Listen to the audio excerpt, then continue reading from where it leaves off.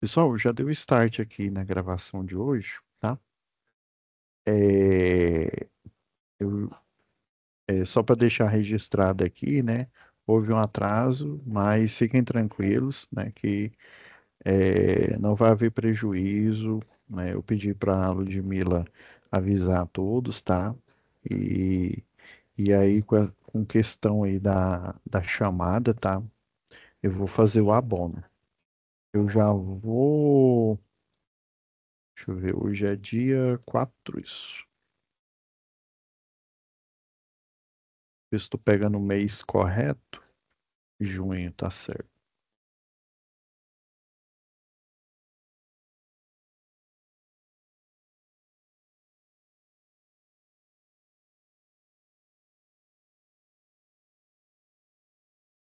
6. Hoje é quarta.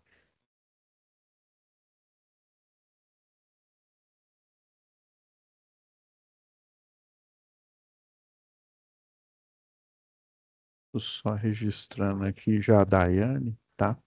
Mas de qualquer jeito eu vou fazer o abono aqui para vocês de hoje, tá? Em função desse atraso. Então, pessoal, eu vou pegar o plano aqui só para vocês se interarem. Essa UC, ela é bem rápida mesmo, tá? Ela não é muito longa. Vou compartilhar a tela aqui, ele fica mais fácil. Então, pessoal, essa UC aqui, a última a gente terminou dia 29, né? E essa UC vai ter um total aí de 3 aulas, né? A contada de hoje, né? A da próxima semana e a do dia 18 aqui, tá? E ela é bem rápida mesmo, o conteúdo, a apostila de vocês. Eu já tinha olhado, mas é sempre bom verificar aqui. Deixa eu ver, não tem momento presencial. O presencial no caso, é com vocês e na empresa, né? Não, conteúdo do curso, apostila. Deixa eu ver se está correta aqui. Que ficou faltando só validar ela aqui. Não, é essa mesmo. Tá certa, tá acessível aí para vocês. Então, esse curso aqui tem um total de. São 2 questionários, tá? Você vem aqui em situação de aprendizagem, tá? São 2 questionários aqui. Deixa eu ver se está correto aqui disponível até dia 16 de junho. Eu vou pedir para a Ludmila alterar aqui, tá, pessoal? Porque ela finaliza dia 23, tá? Aí eu vou pedir para ela fazer essa edição aí. O monitor, ele consegue fazer isso, tá? Não se... Então, como são poucas aulas, tá? O que que eu vou fazer? Nessa primeira aqui, se não me engano, tem 8 capítulos. A gente vai falando sobre alguns aspectos aí de calibração, tá? E é importante porque tem muito equipamento que você só homologa, por exemplo, um laudo, se ele tiver calibrado, né? Ou você só utiliza ele se ele tiver calibrado. Um simples paquímetro, dependendo se você deixar ele cair, uma aquelas réguas de precisão, sabe? O escalímetro, né? O escalímetro, se você deixa cair, dá problema na medição, né? Por exemplo, em laboratório, você for fazer medição aí de peças, né? Na parte da mecânica, você não pode fazer com régua aí comum que você compra aí na papelaria, né? Você tem que de pelo menos um escalímetro, ele é mais caro porque ele é aferido, ele é devidamente aferido, e você tem que ter todo um cuidado, ele tem um estojo, você não pode simplesmente terminar de fazer a aferição e jogar ele em cima da mesa, você não pode nem jogar, né? Então, dependendo aí o equipamento, agora eu tiro aqui eu deixei ligado aqui o e-mail, tá? Então, aí nessa aula de hoje ainda dá tempo, é bem rápido. Gente, se não der tempo de falar tudo, mas acredito que dá, que dê, né? A gente fala de tudo, né, que tem para falar. Eu mostro certificados, né? É material extra. E aí na próxima aula a gente já analisa o questionário um e na última aula o questionário 2. São dois questionários, tá? E é no estilo formulários, isso mesmo. Então tá, eu vou preparar aqui.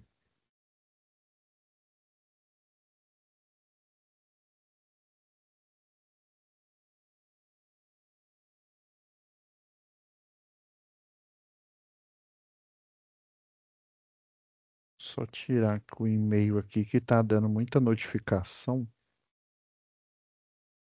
Aí atrapalha a aula aqui.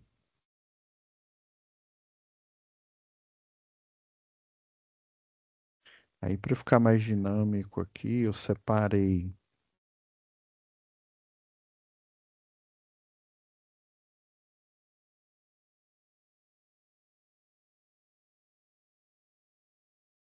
Esse aqui é o material didático de vocês, né?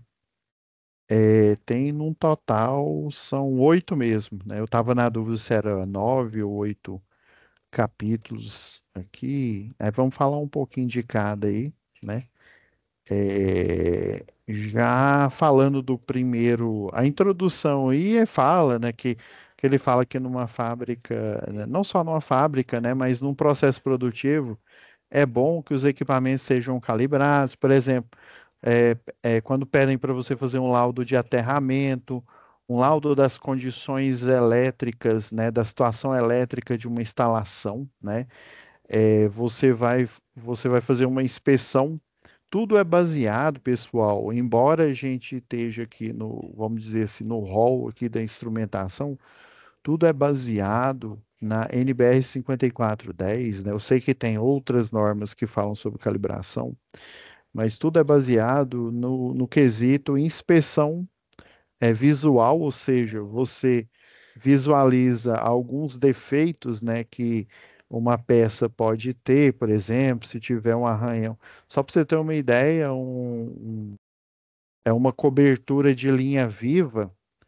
Se você jogar ela no chão ou se ela estiver suja, ela não está apta para ser utilizada, porque como é uma cobertura de linha viva, ela suporta, se for a 13,8, suporta 7.965 volts. Se for o 34,5 kV, eu não me lembro a tensão monofásica dele de cabeça, mas é cerca de 19 mil volts, né? Então, é só a gente dividir aí por raiz de 3 que a gente chega aí. Mas, enfim, né? O equipamento tem que estar limpo, é água corrente, é detergente neutro, né? Essas coberturas, a gente tem coberturas flexíveis, coberturas rígidas. Então, essas coberturas, elas são de tempo em tempo aferidas. Elas vão no laboratório. Aqui, por exemplo, aqui em Goiânia, tem, ali tem uma empresa em Goianira que chama Tecmax. Tem a Tecmarques e tem a Tecmax. Agora eu acho que é Tecmax que é essa. Eles são especializados em fazer modificação de caminhões, né? Para caminhão de linha viva, ou seja, que tem um guindalto hidráulico, que tem um cesto aéreo, e todo o componente que ele tem é passível de ser calibrado, ou seja, antes dele ser colocado para o trabalho, né? Ele vai para um laboratório, ele faz um teste de ensaio de tensão para ver se realmente ele tá protegido, né? O teste é mais ou menos esse aqui. Deixa eu pegar emprestado aqui de uma OC.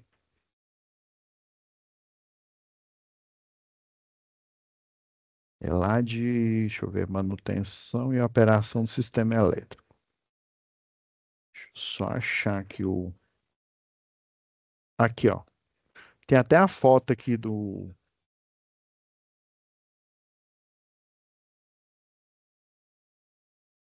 Ó, lá no laboratório de teste, né, você pega essa cobertura rígida, por exemplo, ou uma cobertura flexível, que nada mais é do que um tapete de borracha bem grosso, né?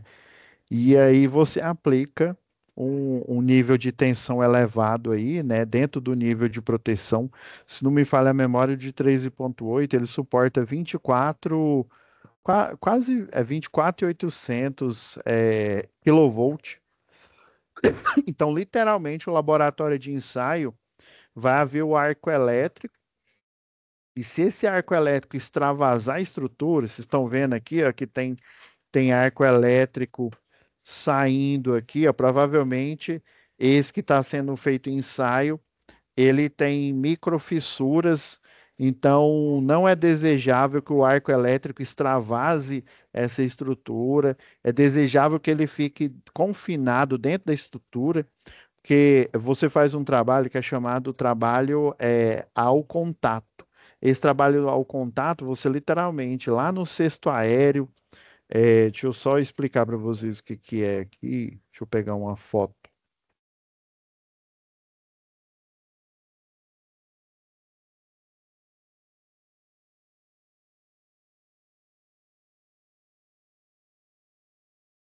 Ó, esse aqui é um caminhão, né? O famoso caminhão do cesto aéreo.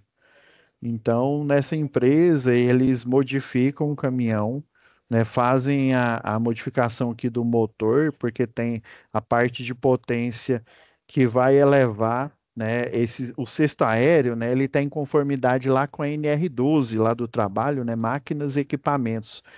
Mais especificamente o anexo 12 da NR12, que fala sobre o cesto aéreo.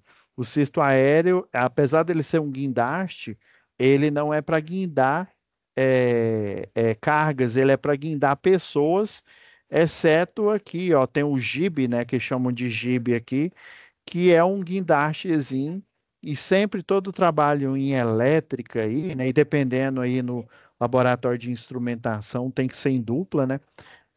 Aí sempre um executa o trabalho e o outro fica ajudando, barra supervisionando. Às vezes tem um terceiro que fica só supervisionando, geralmente é o chefe de equipe, um executando e o outro ajudando quem está executando aqui. E daí ele tem que acessar esse circuito com ele energizado.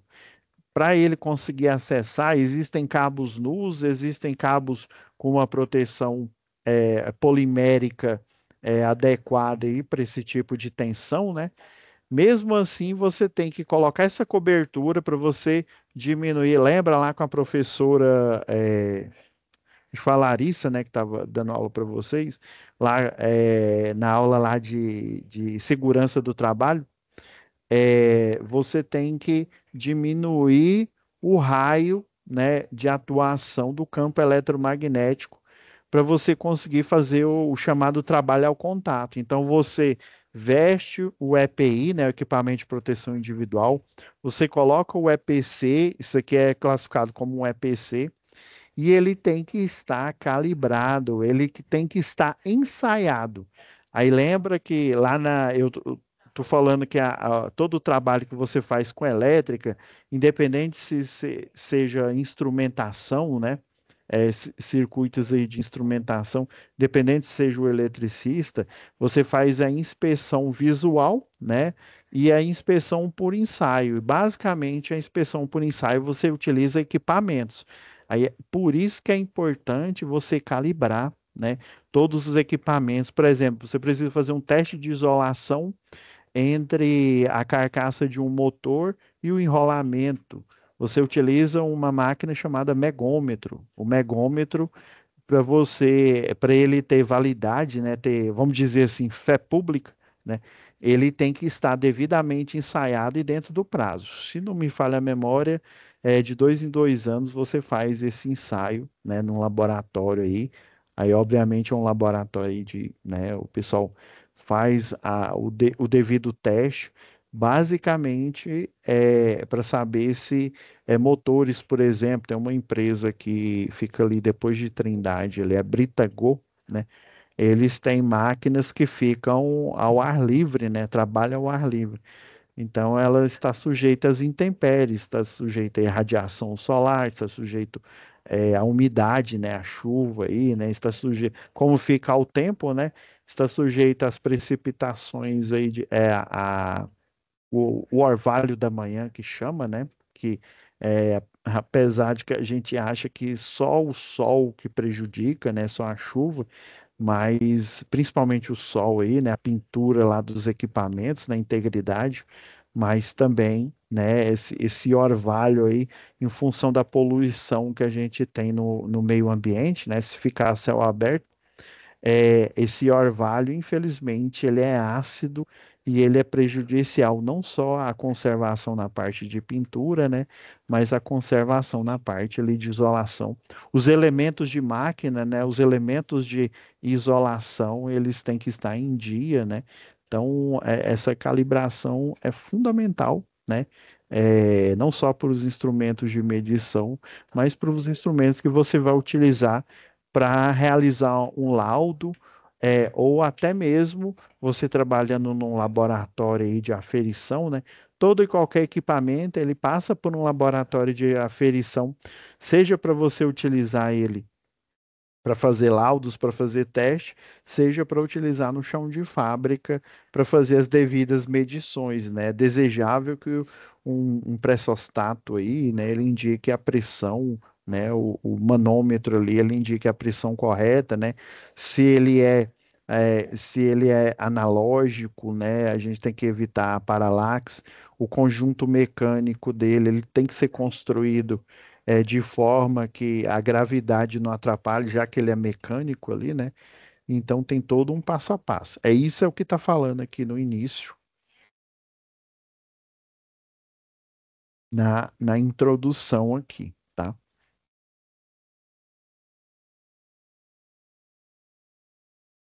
Eu já falei que os contextos aqui, ó, até está mostrando aqui, ó, por exemplo, você vai verificar, né, a temperatura de uma pessoa. Imagine você utilizar um equipamento que não está calibrado, que não está em conformidade.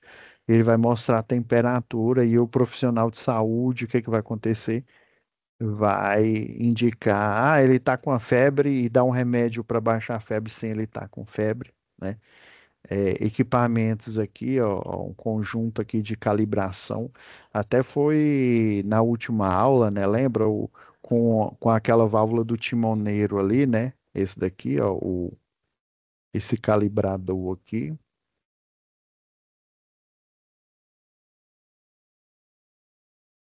beleza. Então é importante aqui, ó, no chão de fábrica, né? É importante nas ISOs aí, o sistema de qualidade, é isso que está falando aqui, tá? Deixa eu ver o que mais. Os laboratórios, né? Só para você ter uma ideia, deixa eu pegar emprestado aqui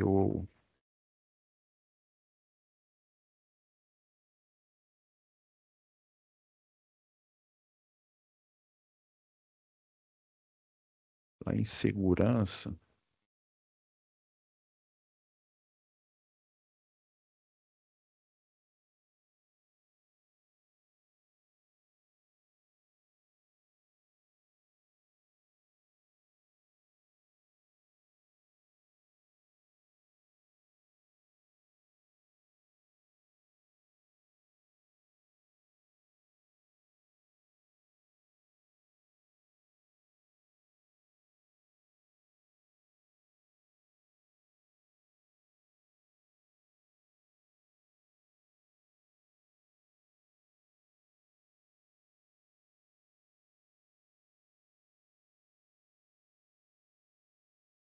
Acho que está lá para o final, isso mesmo.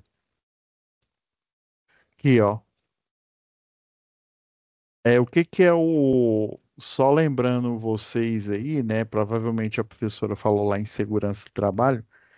O prontuário de instalações elétricas, toda e qualquer documentação de uma empresa, né? Se ela tem uma carga acima de 75 kVA de potência, ou seja, um transformador acima, o acima mais próximo dele, né? Então, obviamente, de 75 ele não vale, né? Porque fala que é acima, né? Então, o de 112,5 kV, uma empresa que já tem um transformador de 112,5 kV, ele é obrigatório mostrar esse prontuário aqui. Não quer dizer que se a empresa tem 75 aí, ela não tem que fazer projeto, né? Eu já escutei isso já de cliente. Ah, ele não tem a carga para para ter necessidade de aprovar ele na concessionária local, então não precisa de projeto. Eu falei, olha lá, olha só o que você está dizendo, a besteira que você está falando. Precisa de projeto, sim, só não precisa aprovar, né? Porque que é um projeto? É uma projeção, o próprio nome já diz, é uma projeção no campo dos cálculos, no campo dos desenhos, né? Se for um desenho técnico de uma edificação, se for um desenho técnico de uma máquina aí, né? É uma máquina extrusora aí, por exemplo, que ela vai jogar o polímero em cima do cabo, né? Depois que passa pela máquina de fiar, né? Ele pega por exemplo, o cabo de alumínio com alma de aço, ele tem 7 fios, ele tem 6 fios de alumínio e um de aço no meio. Aí a máquina, ela literalmente faz uma trança com esses 7 fios. Aí os cabos que são protegidos, ele passa por uma máquina extrusora, ela tem um laser. Aí esse laser, a extrusora, ela derrete o polímero, o plástico em cima dele, né, lá na espessura, na dosagem, né, na espessura correta. Aí tem um laser também que vê a espessura, né, a quantidade, ele sabe a dose, a quantidade ali. Então tem tudo ser calibrado para que depois que o cabo, o de alumínio com alma de aço de 7 fios aí, ele foi extrusado, né? Ele tem uma uniformidade em todo o seu comprimento ali de cobertura. Tendo essa uniformidade de polímero, ele vai conseguir diminuir a abrangência do campo eletromagnético, ainda dependendo se for um cabo blindado, ele ainda tem alguns cabos, se for cabo de comunicação, ele tem literalmente um papel de alumínio em volta, né? Para ele aprisionar o campo eletromagnético. O cabo coaxial já faz isso, né? Alguns equipamentos eles precisam desses cabos, o coaxial, por exemplo, para ele faz a blindagem, né? Ele aprisiona o campo eletromagnético. Aí tanto ele não gera interferência quanto ele não admite interferência. A onda eletromagnética, seja de um outro cabo de comunicação, né, que é bem pequena, mas ela pode causar ruído, né? E de energia que com certeza ele causa ruído, ainda mais se for um cabo de média tensão subterrâneo, né? Existem distâncias ali que você coloca esses cabos para não criar interferências, né, nos instrumentos, nos equipamentos aí, para eles não saírem, né? Porque que adianta um equipamento estar calibrado e ele sair, né, ele recebeu uma interferência, né? Ele vai receber um erro, inclusive até o último capítulo nosso aqui. Então, lá no prontuário, desde o professor deve ter comentado aí, a comprovação aí no caso, se for o instrumentista, né, a comprovação que você tem um curso de instrumentista industrial, a comprovação de que você tem instrumentos, você lida com energia elétrica, então provavelmente você precisa a comprovação do curso de NR10, comprovação do curso de CEP e outra documentação, todo e qualquer equipamento de segurança que você fornece para o colaborador, né? Seja EPIs, seja EPCs, até mesmo uniforme, eles têm que ser aprovados, né? Geralmente ele vai para um laboratório, tipo em metro aí, né? E daí, quando você faz esse prontuário, você tem que ir lá na página do fabricante, né? Esse daqui, ó, tá mostrando aqui, ó, o certificado de autorização, né? Ele testa o equipamento, fala que ele está ok, fala que ele está aferido, né? Ele cumpre o propósito para que ele foi criado, né? De proteger ou de fazer uma leitura.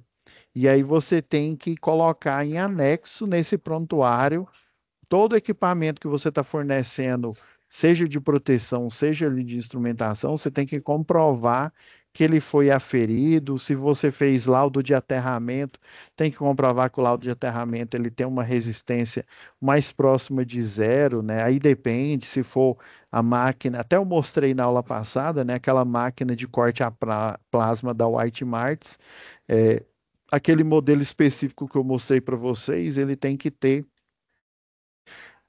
2,5 ohms, né, de resistência.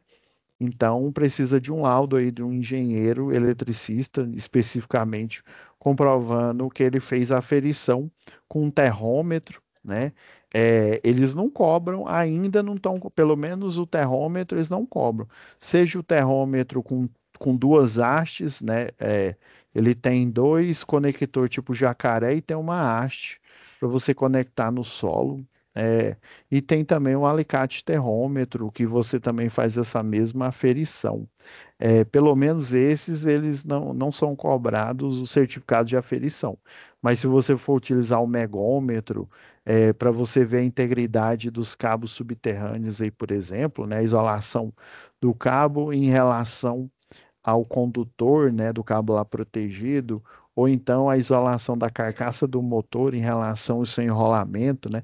Tudo você tem que comprovar para quando o AFT, ou seja, o agente de fiscalização do trabalho, for fazer a inspeção, né, a gente chama dos órgãos competentes, né, forem fazer as inspeções, né, relacionadas, você ter tudo nesse dossiê, né? Eu chamo de dossiê mesmo, no prontuário, tudo lá certinho. Olha, o equipamento ele é homologado, né? Ou seja, ele passou primeiro por um laboratório, depois ele foi para o cartório lá do Ministério do Trabalho e Emprego.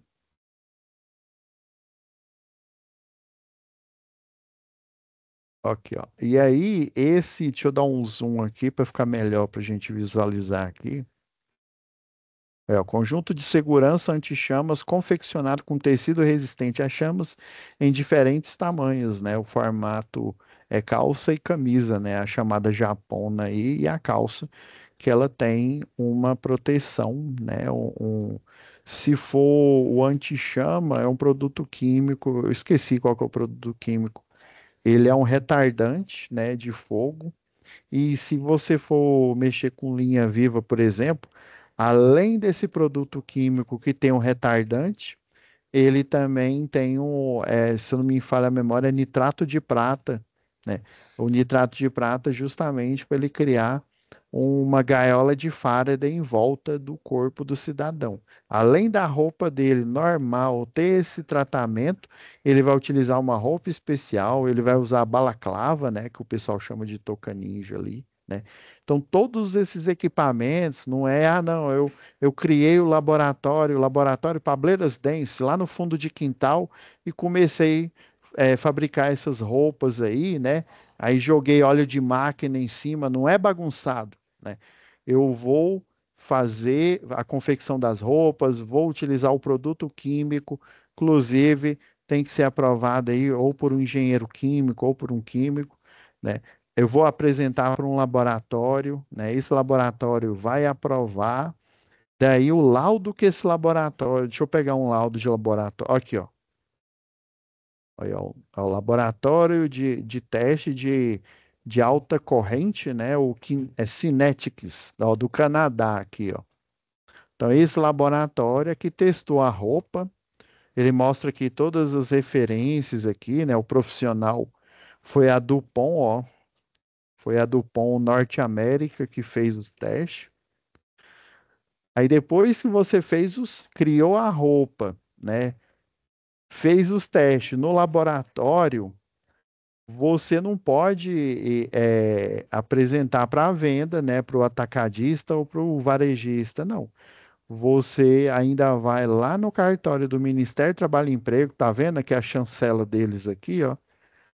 Aí você pega todos os testes que foram feitos da roupa, do equipamento, né? E aí, olha, tá vendo? Ó, Departamento de Saúde e Segurança do Trabalho do Ministério do Trabalho e Emprego aqui.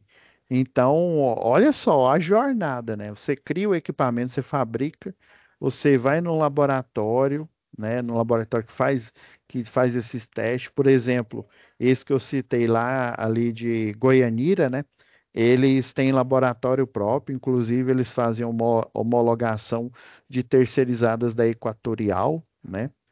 É, Aí que eu posso liberar esse equipamento para ser vendido em lojas do ramo. Não tem aquela aqui em Goiânia, a famosa a Capitão América, né? A Eletrotransol, toda e qualquer empresa que vende esses equipamentos, né? A ferragista aí próxima aí né, a sua empresa, a sua residência aí tem que estar tudo ok. E isso aqui, ó, é um documento público, tem que estar lá no site do fabricante. E eu, inclusive, por exemplo, o pessoal da CIPA, né, lá do SESMIT, quando ele faz a compra desses equipamentos, seja o equipamento de segurança, seja os equipamentos de calibração, né, manômetro, aí vai ser mais da alçada do pessoal aí da engenharia de controle e automação, né? Até da engenharia de produção aí, dependendo do tipo de produção, né? Acho que eu citei da fábrica de rações, né? Um projeto que eu já fiz aí então, tudo relacionado, todo e qualquer teste que assim, é bem amplo, viu, pessoal? Eu não sei qual que é o ramo aí da empresa de vocês, né? Mas todo e qualquer teste, se é uma ET, né? Se é uma estação de tratamento de água, né? Empresas grandes aí, elas inclusive, por exemplo, uma Ambev da vida, uma Cargill, uma Heinz, eles inclusive têm a sua própria estação de tratamento de água aí, né? Dependendo dos processos, né? O que que eles fazem, eles têm um controle de qualidade. Além deles controlar a própria qualidade, eles enviam para um laboratório terceiro para atestar, ou seja, não são eles que atestam a própria qualidade, dependendo do tipo de processo, né? Da expertise. Aí sim que é liberado, né, para você implementar, né?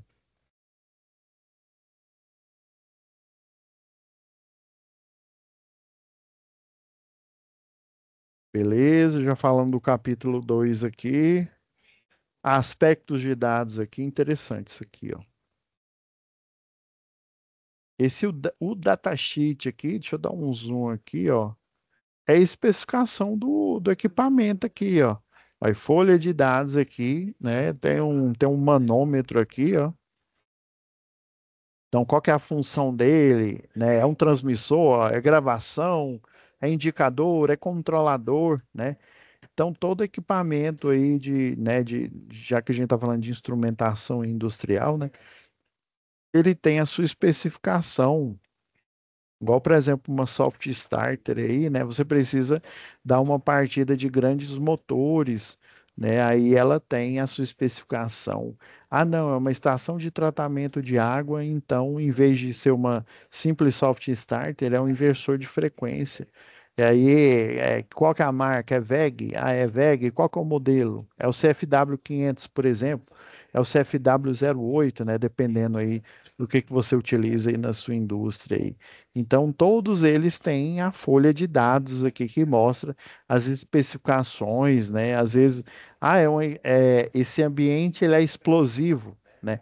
Então, eu tenho que utilizar uma luminária, até a luminária no ambiente potencialmente explosivo, por exemplo, um silo de armazenamento aí de grãos, né?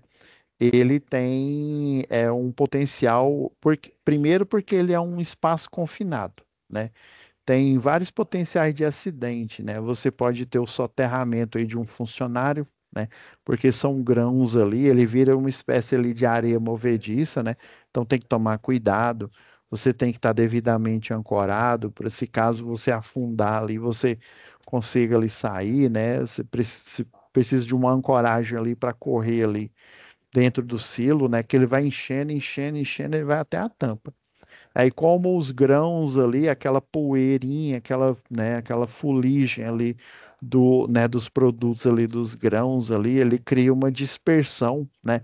Ele cria pequenas partículas, essas pequenas partículas aprisionadas aí, é, é descarga eletrostática do próprio invólucro, né? Ele é metálico, né?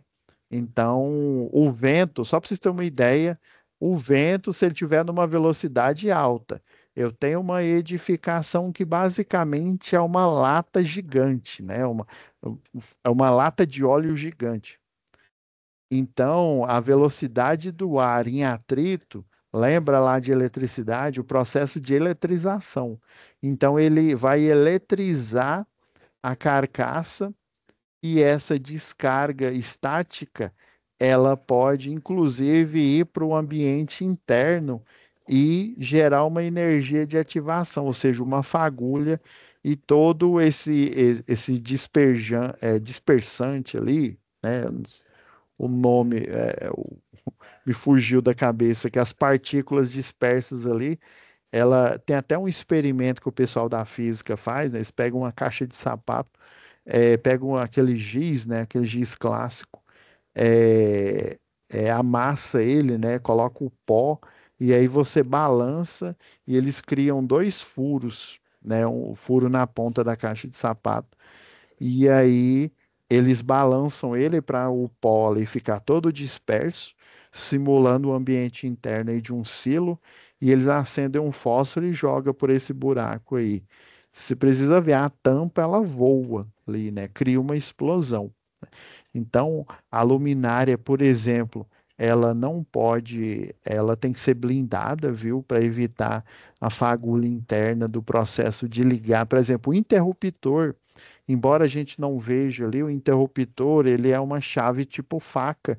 Ele tem a lâmina e ele tem a bainha. Na hora que você bate ali, na hora que você liga o interruptor, ele dá uma faísca, então tem que ser blindado.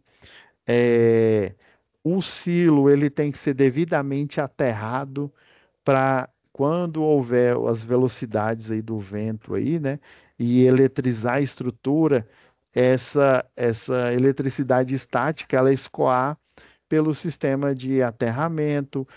Como o silo ele é um prédio basicamente, né, ele é gigante, tem mais de 4 andares aí.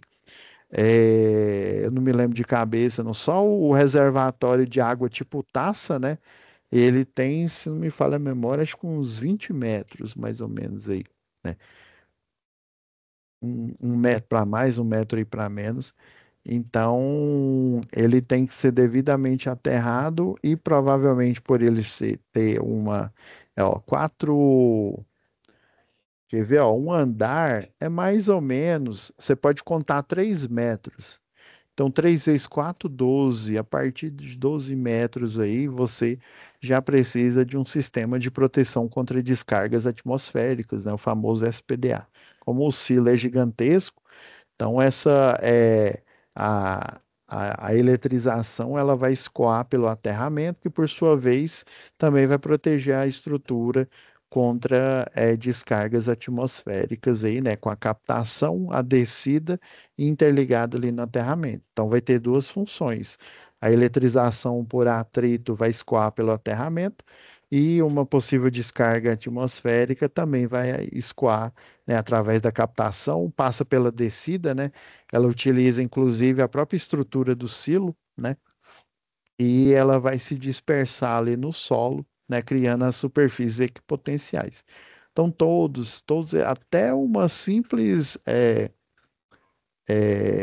barramento aí de tipo cantoneira, ele tem sua folha de dados. Só para vocês terem uma ideia, o barramento daquela máquina que eu mostrei na aula passada, acho que faz umas 2 aulas, né? É, da máquina de corte a plasma, ela tem que ter um cobre chamado cobre eletrolítico. Ele tem um tratamento especial, né, contra a corrosão, né? Então ele tem a folha de dados dele, ele tem o datasheet dele. Então tudo que você precisa, seja lá, né, para gravação, indicação, controle, transmissão de dados, né, aqueles equipamentos que eu mostrei até numa aula aí, da Traction, né? Para que você coloca ali em cima, você não precisa daquele equipamento com a sonda, né? Que aí a sonda é tipo um ultrassom ali que você coloca ali na máquina e aí você analisa o ruído, né? Para ver se está com problema de cavitação, né? Aí você coloca esse sensor, ele tem o datasheet dele.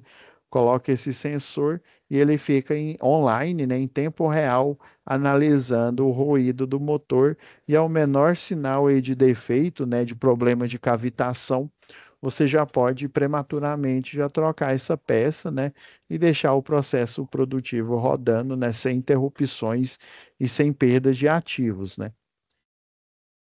Deixa eu ver o que mais aqui. Procedimentos de medição.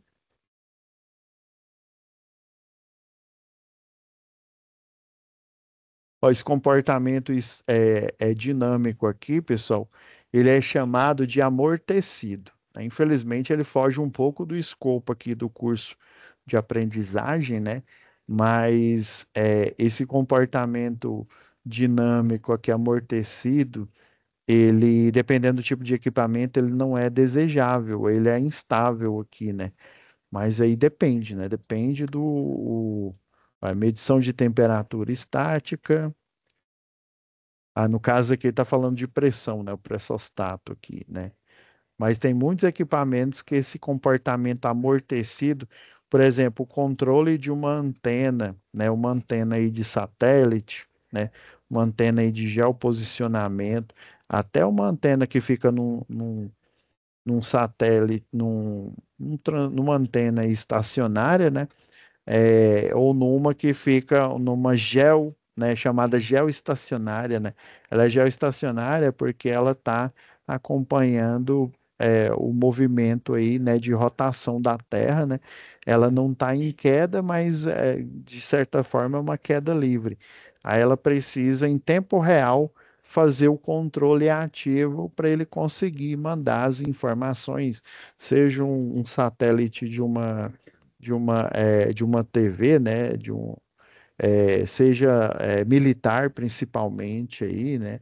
Então, esse comportamento aí depende do tipo de equipamento, né? Já do de pressão aqui, eu vi aqui que ele suporta flutuações aqui. Deixa eu ver o que mais.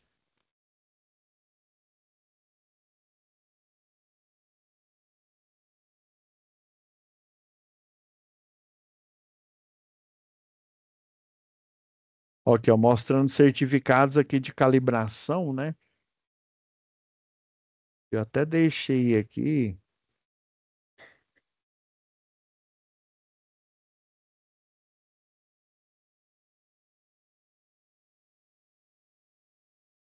Ó, esse é um exemplo aqui de certificado de calibração.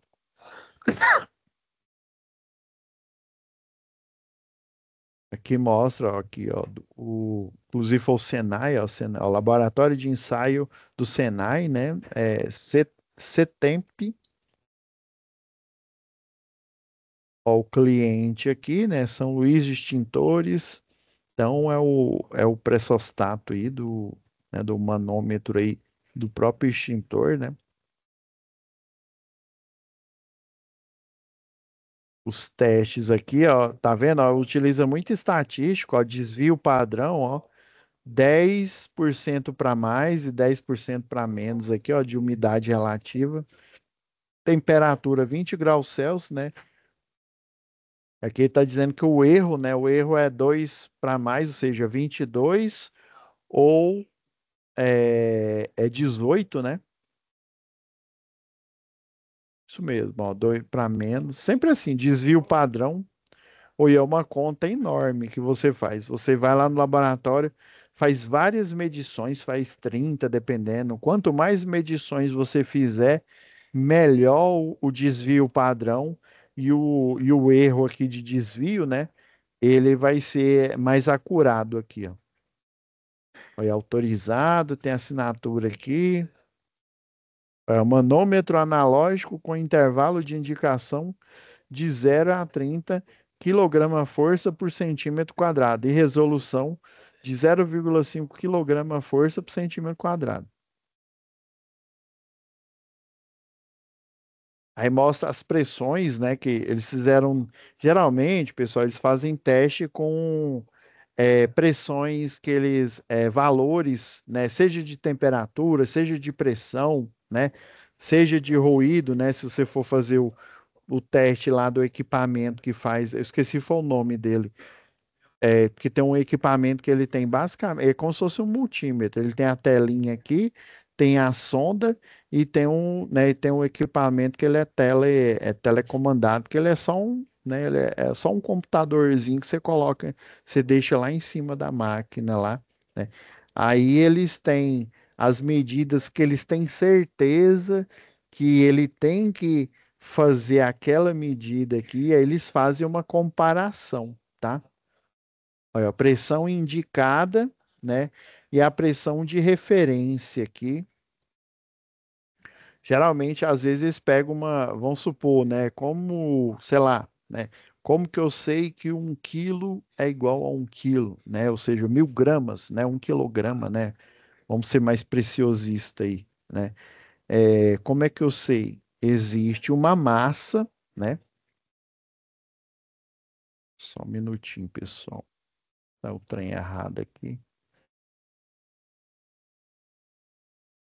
Existe uma massa, né, que ela tem a referência,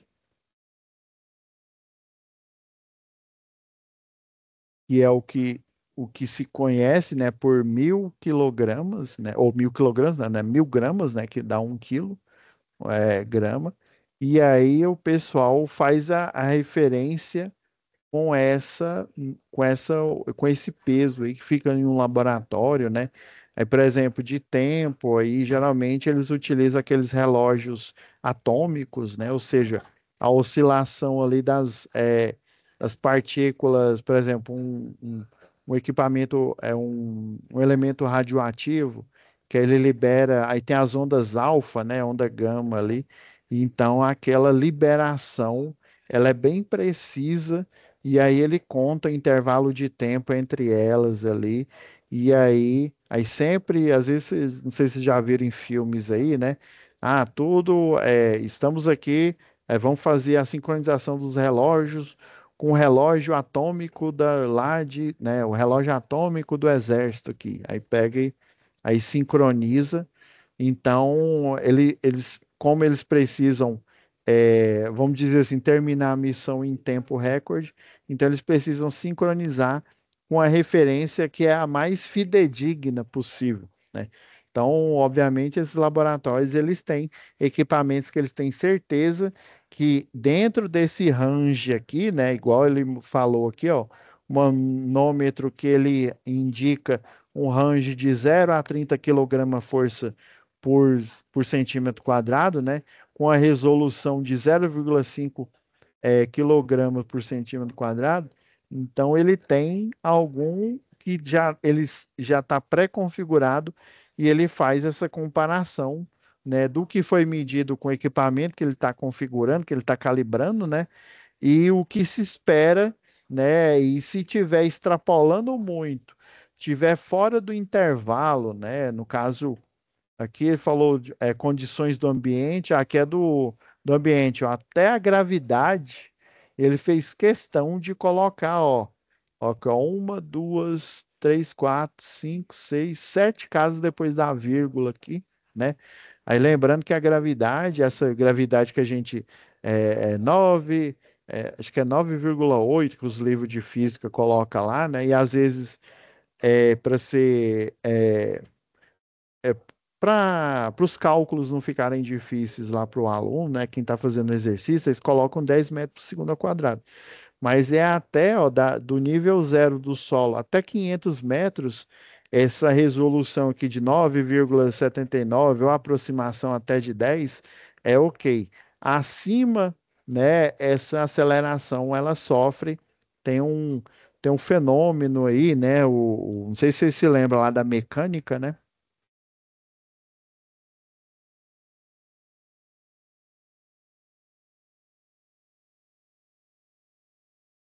Aí você tem a constante lá gravitacional, né? Você tem a massa dos dois corpos, né?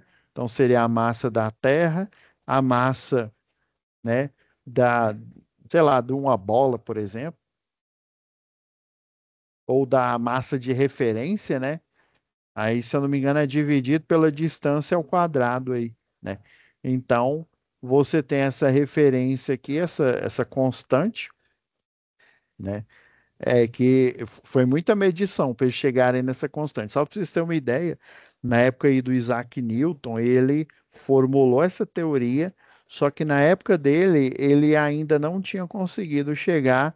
Ele sabia que era uma constante, mas ele não sabia qual que era o valor dessa constante. Eu nem lembro ela de cabeça, não. Aí, se eu não me engano, ele era até dono de um observatório, acho que era um físico chamado Tycho Brahe, né? Aí esse Tycho Brahe fez várias observações, ele era um, vamos dizer assim, um déspota esclarecido, né? Ele tinha muito dinheiro, e aí ele fez várias medições, ele conseguiu essa constante gravitacional aí fazer uma precisão, né, com uma precisão boa. Porque você precisa da constante gravitacional da Terra, você precisa da constante, se você está analisando lá em Marte, da constante lá de Marte e assim por diante, né? Dependendo do corpo celeste em que você está fazendo essa, né, essa relação. Aí geralmente é a constante do maior corpo celeste. No caso, a Terra, né? Ela tem uma massa muito maior do que a massa de qualquer objeto. Inclusive, né? Os dois eles são atraídos mutuamente. É só que como nós somos menos resistentes, né? Ou qualquer outro objeto é menos resistente, quem leva a pior é o objeto que tem a menor massa aí, né? Então tudo, pessoal, tudo tem que ser para eu gerar os cálculos corretos, né? Para a NASA não mandar uma sonda, né? Como se diz, para a zona do agrião, né? Para um lugar nenhum, né? E ele mandar para o lugar correto, tudo tem que estar calibrado, tudo tem que estar aferido, né? Como se diz, de maneira aí milimétrica, e tudo tem um erro, né? Tem um desvio padrão aí. Deixa eu ver o que mais. Tipos de medição, né? Aqui é a medição direta, né? Onde você literalmente, né? Depois que o equipamento foi aferido aqui, né? Onde você literalmente, deixa eu colocar aquele um tamanho que dá aqui para a gente ver. E aí esse tipo de equipamento aqui, ó, lembra que eu falei do erro de paralaxe, né? Você não pode fazer a medição dele de lado, assim, né, de longe, você tem que literalmente estar de frente aqui com ele aqui, e dependendo, esse daqui, como ele fica nessa posição aqui, né, o conjunto mecânico dele não causa erro, né? Se causar um erro aqui, aí provavelmente ele, na hora que ele é aferido, né, e você tem, geralmente você tem um parafuso de ajuste aí, né, de ajuste de zero, que o pessoal chama, né? Medição diferencial, né, por diferença aí de pressão, tá? Medição indireta, né, por exemplo, ele está utilizando o laser aqui, né, para medir temperatura. Igual, por exemplo, um termovisor, né? Ele não está medindo necessariamente a temperatura, mas pelo código de cores que aparece lá na tela, né?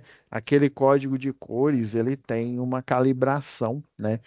As cores, né, mais próxima do branco é mais quente, mais próxima do azul, né? Daquele azul escuro, ele está numa temperatura mais escura aí, né? Deixa eu ver o que mais.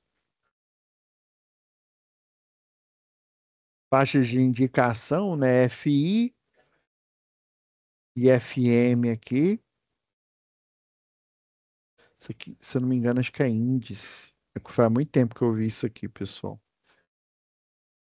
Deixa eu ver o que mais. Fatores que afetam a qualidade da medição, né? Aqui, ó. Por exemplo, vamos supor, o equipamento tá, ele, ele foi colocado para medição aqui. Tá parecendo que é diferencial, é mesmo, ó, tá dizendo aqui, né?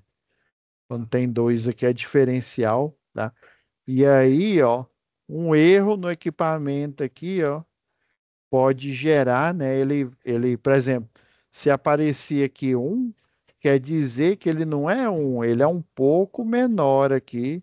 Aí depende do tipo de escala, né? Parece que essa escala aqui é linear, tá com cara de linear. Quando é de ohmímetro, né, de resistência, se não me falha a memória, o ohmímetro ele é uma escala logarítmica, né? Ele não aparece linear aqui, não. É bem complexo você elaborar um equipamento analógico, né, no modo multímetro, né, que ele afere resistência elétrica. Deixa eu ver o que mais. A gente falou de datasheet, medição indireta. Vamos lá, procedimentos aplicados. Ah, aqui ele falou do erro de paralaxe aqui, né? Aqui está mostrando de um ângulo diferente aqui, ó. Se você olhar de lado aqui, ó, ele aparentemente parece que ele está abaixo dos 100 quilômetros por hora, né? Mas na verdade ele está em cima aqui.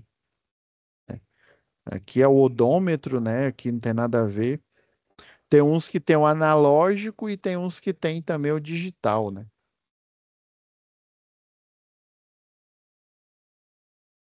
Tipo de procedimento. Vamos lá para as normas.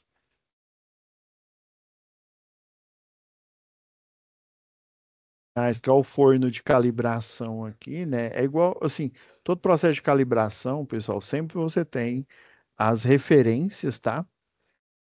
As referências, e aí com essa referência, você espera, vamos supor que, né, esse termômetro aqui aí tem a referência lá, ó, se eu aplicar tanto o giro aqui, tanto no equipamento ou uma escala aqui, ele vai aparecer, por exemplo, 50 graus Celsius, né? Então, tem que aparecer os 50, né? Ah, vamos ver o desvio padrão dele, né? Aí aparece, aí vamos supor, dois para mais, dois para menos. Se aparecer 59, ele já não está bom, ele já não está numa calibração boa, né? Porque é dois para mais ou dois para menos, né? Então ele não está dentro de desvio padrão. Aí você usa as tabelas de referência, né? E com os valores conhecidos, né? Que você sabe que ele é o correto para aquele tipo de termômetro, né? O tipo de. Aí, dependendo, por exemplo, geralmente o pessoal utiliza mercúrio metálico, né? O que ele é líquido, né?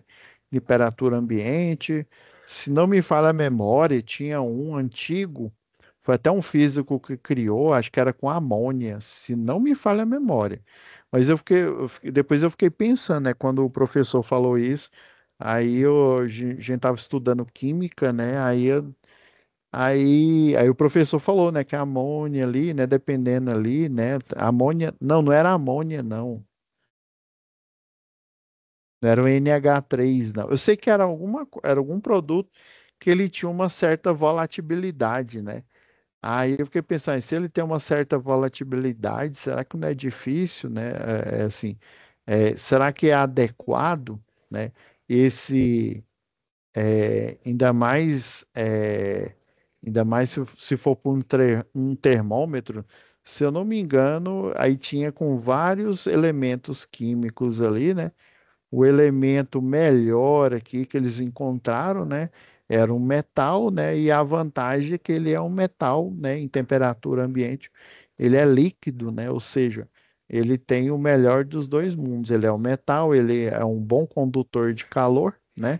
E aí, e por ele estar no líquido, né? A condução de calor dele, ela não vai nem por condução, ela vai por ondas de convecção, né?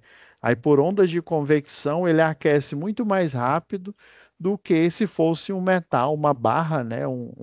Que a maioria dos metais, com exceção aí do mercúrio, não sei se tem outro líquido, mas pelo menos o que eu me lembro aqui de cabeça, né? Pelo menos na temperatura ambiente, né? Tem um mercúrio aí, né? Então ele é bom condutor de calor, ou seja, ele vai conduzir bem o calor. Por exemplo, tudo que é bom condutor de calor também é bom condutor de eletricidade.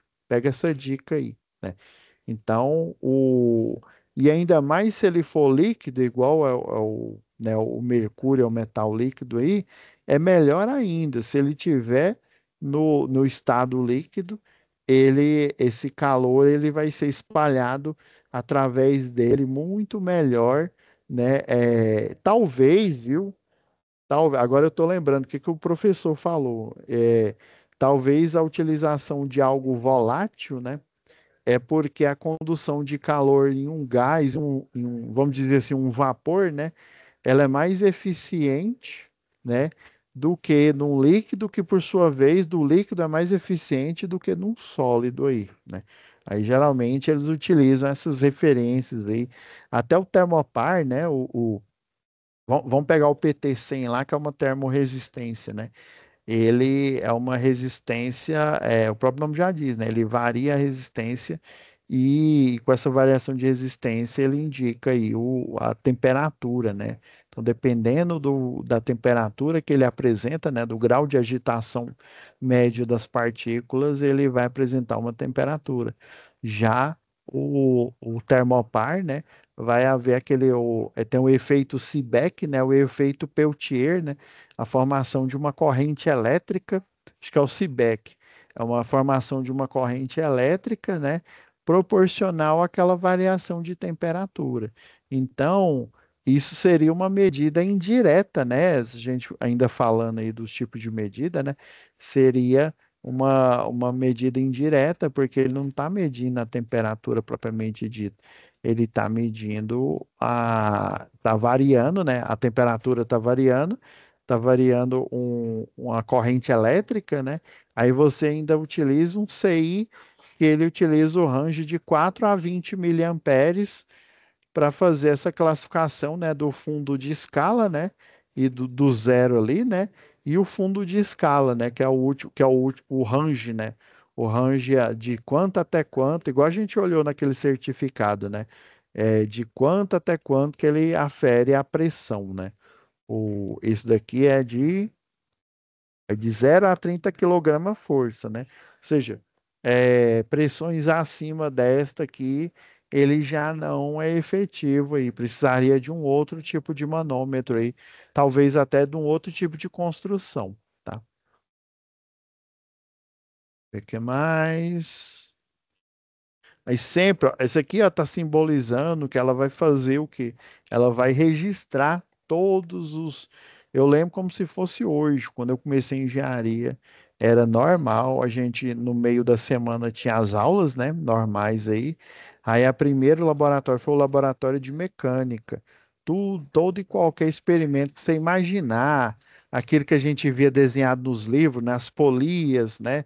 Os carrinhos lá, né? Força de tração, oscilador que o pessoal utiliza na construção civil, né? Oscilador harmônico de massa. Tem um que a gente utilizava em física 2, né? Que aí ele é uma membrana ali, aquela membrana é como se fosse uma caixa de som, né?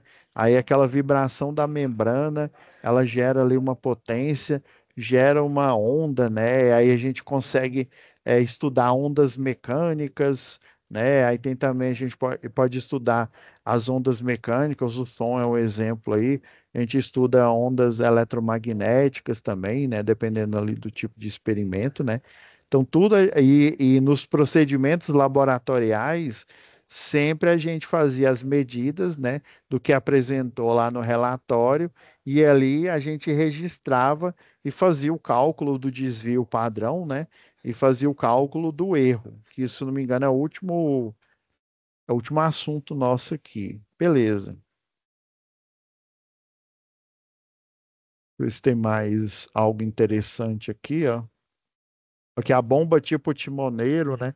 Igual que eu falei lá, acho que, se eu não me engano, ela tá até aqui, ó. Eu abri aqui agora há pouco.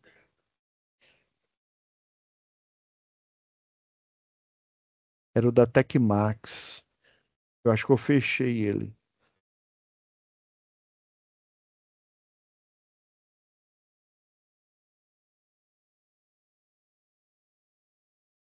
Ah, ele tá aqui.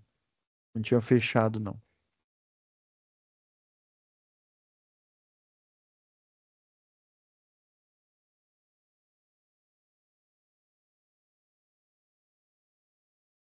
Não, nesse não tá.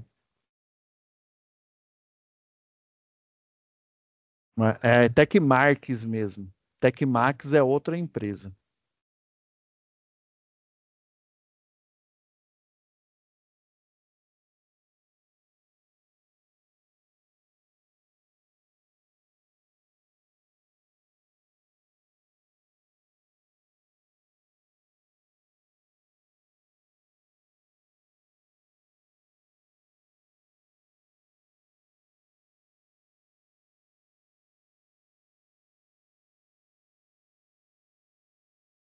É, não achei aqui não.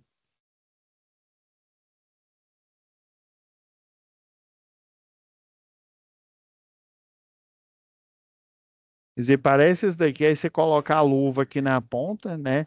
Aí em vez de ele ter esse timão aqui, ele tem uma alavanca. Aí ela vai gerar uma pressão aqui, aí ela infla ar na luva, né? Aí se a luva tiver furada, você vai perceber o ar ali saindo dela ali.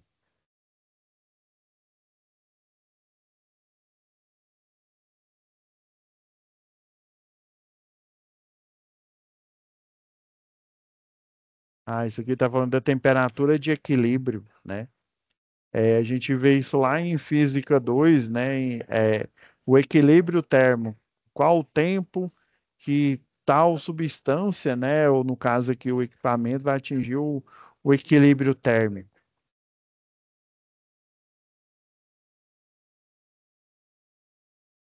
Mostrando etiquetas, né? Ó, calibrado, dependendo aí da empresa aí que faz. Deixa eu ver o que mais. Modelos de chave, a gente pensa assim, até lembrando lá, lembra que eu falei da NR12, né? Máquinas e equipamentos, todo e qualquer instrumento, né? Isso não sou eu que estou dizendo, né? Lá fala, todo e qualquer instrumento que ajuda você a, a realizar um trabalho num tempo menor, né? Lembra lá que eu falei, né? Trabalho, né? A potência, né? É um trabalho que você realiza em um determinado tempo. Se você for fazer ele com as mãos, né, você vai levar um tempo maior. Se você utilizar, por exemplo, essa chave aqui, ó, essa de grifo aqui, né, para abrir lá uma tubulação, né, em vez de você usar a mão ali, e arrebentar a mão todinha ali, né, chegou, às vezes está tão apertado, chegou o couro da mão, ele sai, né? Aí você vai melhorar, né, o seu desempenho, ou seja, é um pedaço de metal, mas é uma máquina, ela foi construída.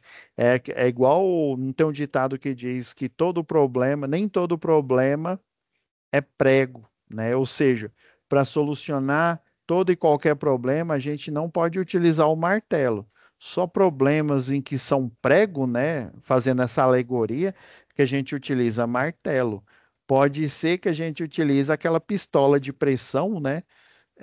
Aí seria mais eficiente, ou não, não, o bom é utilizar, né, uma furadeira aqui, né, uma parafusadeira aí, ou seja, utilizar um parafuso que é um plano inclinado, né, nada mais é um prego, né, tentando entrar, só que num plano inclinado ali, e aí geralmente o pessoal, ele, por exemplo, você precisa de uma espessura, sei lá, tô chutando aqui de 8 aqui, né? Fazer o furo, principalmente se fosse numa madeira, você geralmente faz um furo que o pessoal chama de furo diretor, né?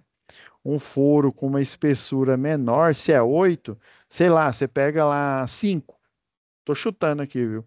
Um de 5. Aí você faz o furo aqui, né? Aí só depois você vem com a parafusadeira e o parafuso com a espessura, né, exata aqui. E aí você parafusa aqui. Porque se você tentar ou bater com um prego, né, com um martelo, ou então até mesmo com a furadeira na espessura exata aqui, pode haver a trinca, a formação de trinca aqui. Aí, às vezes você fazer, né, lembra que, por exemplo, os antigos lá, ó, eles faziam muitas construções em formato de arco aqui, né? Então, as tensões aqui da madeira, né? Se você vem com um prego direto ali, ó, a tensão ela é aplicada de uma vez. Se você vem com a furadeira, uma broca menor, aí você fura aqui, você tem uma menor tensão distribuída aqui, né? E aí, em vez da tensão, na hora que você for colocar na espessura maior, ser distribuída para fora aqui, né? Rachando a madeira como já tem um buraco aqui, ela vai ser aqui para dentro aqui. né? Segundo, pelo menos, é o pessoal aqui, professor João, que não me deixa mentir aqui, né? Da marcenaria aqui. Deixa eu ver o que mais aqui que dá. Saca-ponteiros. Isso aqui eu não lembro. Sinceramente, não lembro para que que serve esse saca-ponteiro aqui. Parecia uma morsa, né? Aí, manômetro digital.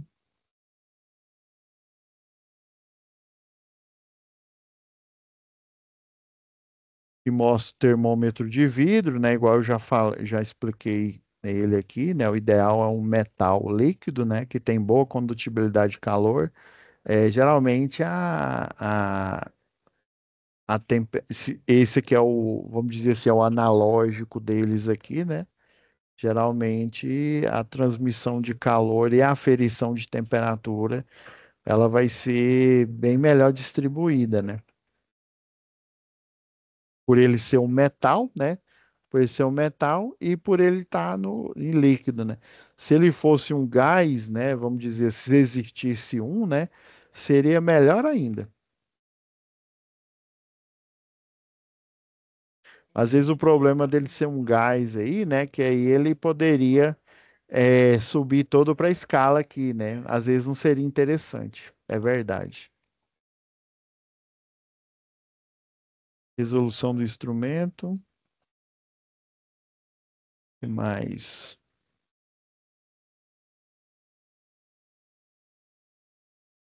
Ah, aqui tá mostrando as escalas, né? Igual. Quer ver? Deixa eu mostrar a escala aqui de um.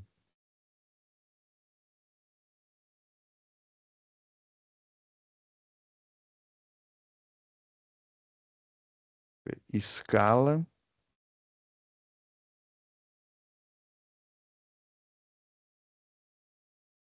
Um metro analógico.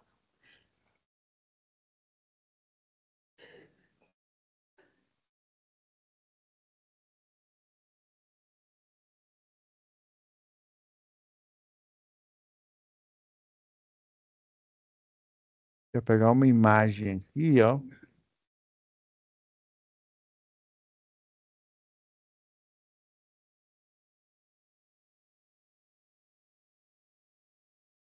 Deixa eu pegar copiar essa imagem aqui. Aí vai ficar até mais interessante para gente.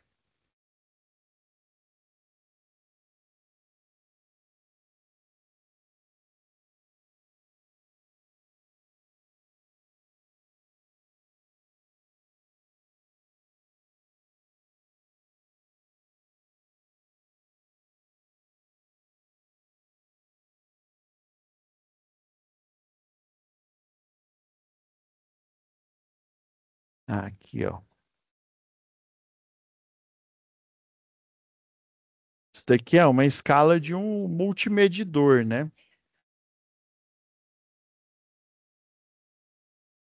Aqui embaixo, ó, a gente tem a escala da tensão, ó. Vocês estão vendo que ela é relativamente linear aqui, ó.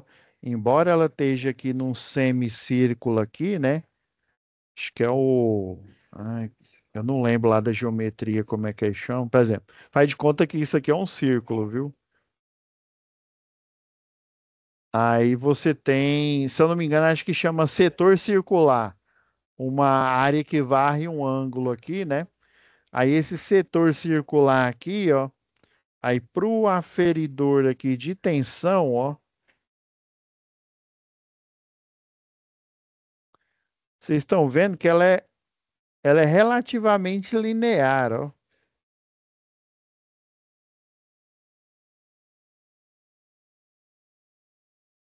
Pelo menos aqui, ó, aqui seria 20, né? Então aqui seria 10, né? Então seria, eu tô chutando aqui que a metade aqui, deixa eu ver, 20, 30, 40, é isso mesmo. Que seria 10, né? Então, 1, 2, 3, 4, 5. Não. Então seria de. Se são cinco aqui, então seria de dois em dois, ó. Zero, dois, quatro, seis, oito, 10. De dois em dois aqui, ó. De dois em dois é volts, né? É DC. Aqui não mostra exatamente do equipamento aqui, ó. Tá falando aqui K 50 kilo-ohm, né? Às vezes é em quilo-ohm, aqui é em volt mesmo, então de 2 em 2 volt. Aí você tem que verificar esse daqui, ó. Esse de baixo é corrente alternada, ó. Isso aqui é tensão alternada, corrente alternada. Aí mostra a escala aqui, né? Você tem que fazer divisão. Olha aqui o do ohmímetro, que é essa escala, esse setor circular aqui, ó. Se eu não me engano, tem um ohmímetro aí que ele tem escala logarítmica. Por isso que a escala dele aqui, ó, tá vendo, ó? Aqui seria 0 ohms, né? Ou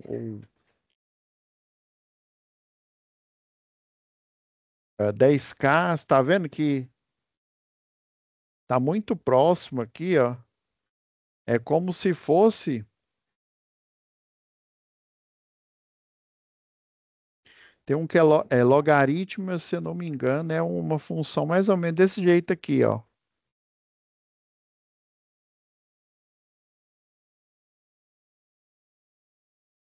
Tem os primeiros valores assim, ó.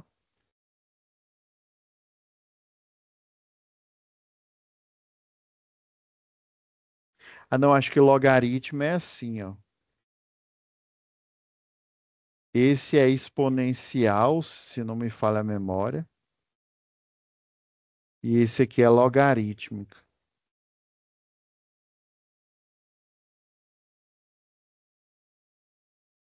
Aí está vendo, ó, quando a escala não é linear, ó, aí tá vendo, ó, quanto mais grosseiro o equipamento, né? E aqui na confecção desses gabaritos aqui, eles têm que ser extremamente precisos aqui, ó. Tá vendo a diferença do 500 para o 200 aqui, ó? E você não pode fazer essa conta, é um, é dois, né? Igual a gente fez aqui, ó, de dois em dois, né? É 2, 4, 6, 8, 10 volts, né? Aí 10, 12, 14, 16, 18 e 20, né?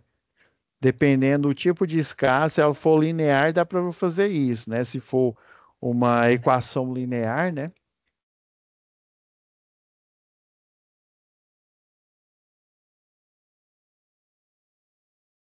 O que mais aqui? Pode.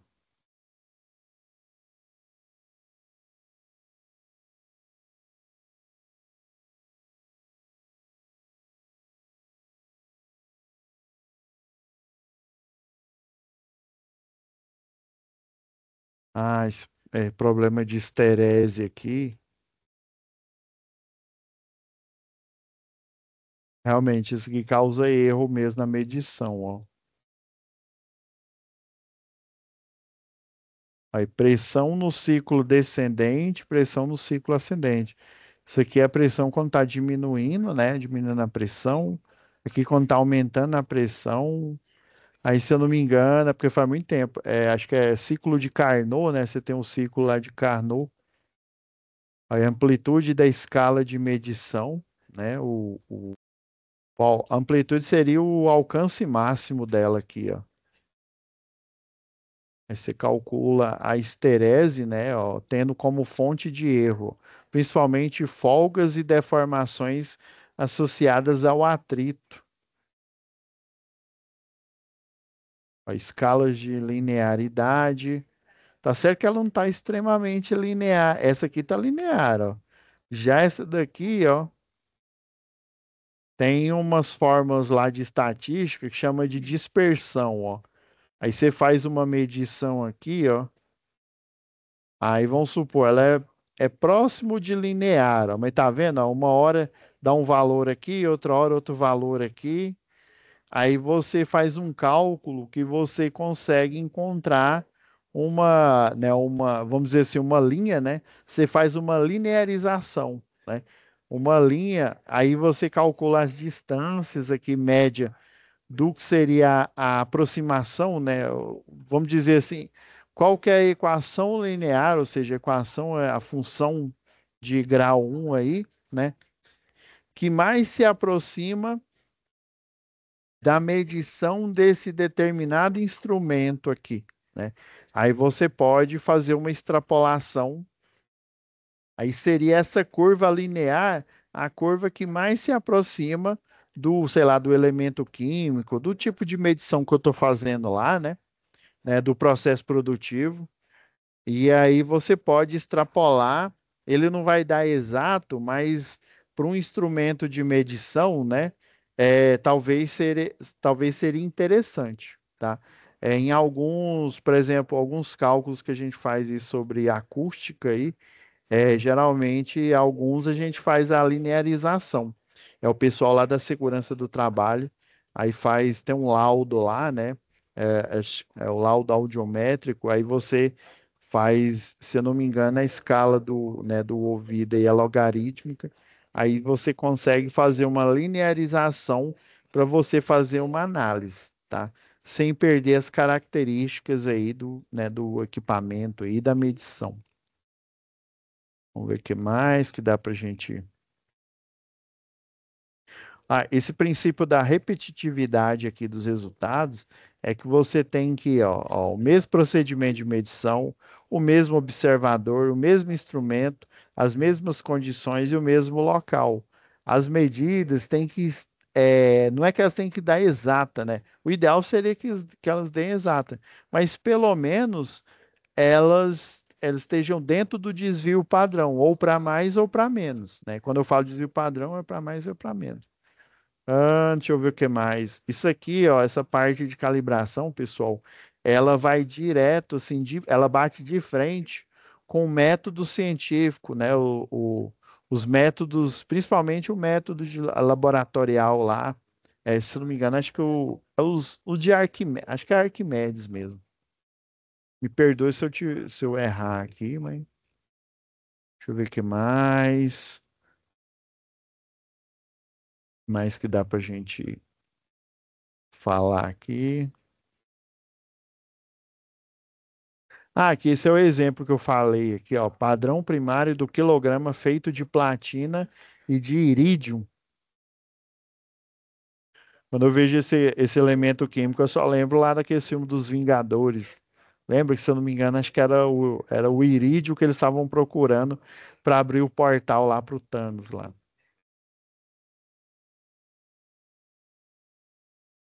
Então, aí você tem uma referência, né? Olha, mantido, ó, pelo Boreal Internacional de Pesos e Medidas, é BIMP, né? Na França, isso mesmo, ó. É porque me fugiu o nome da cabeça, era isso que eu queria falar para vocês. Aí depende, né? Se a aferição que você vai fazer é de comprimento, né? É em metro, aí tem toda uma padronização, né? O tempo em segundo, mas dependendo, igual, por exemplo, a concessionária de energia, ela não monetiza a sua conta por segundo, viu? É por hora, é quilowatt-hora, né? Igual lá por exemplo, o volume é metro cúbico que a Saneago utiliza. Aí, temperatura em Kelvin, isso aqui é laboratório, viu? São os laboratórios aqui. Olha, tá até mostrando a referência aqui, ó. O segundo é a duração, ó, nossa, olha o tanto aqui, ó, três casas ó, já dá 630.000, 192 milhões,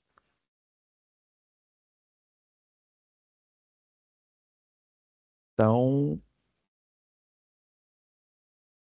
9 bi. Aproximadamente 9 bilhões de período de radiação correspondente à transição entre dois estados hiperfinos, ó, do estado fundamental do átomo de césio, né? E não é o 137, né? É o 136, ó. Temperatura de Kelvin, né? Que é embora a gente utilize aqui no Brasil o grau Celsius, né? O pessoal aí fora aí nos Estados Unidos utiliza o Fahrenheit, né? Isso interfere bastante no. Deixa eu ver o que mais que dá pra gente esboçar aqui.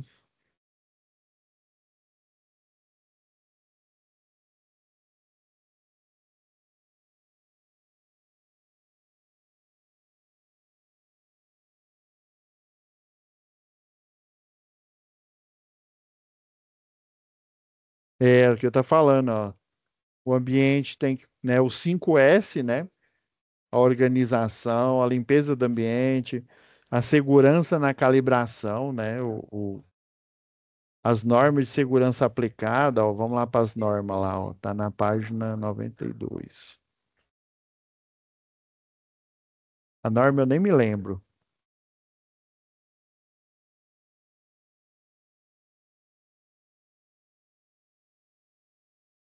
Ó, NR6, ó, a gente falou bastante hoje aí, né, do equipamento de proteção individual, tá?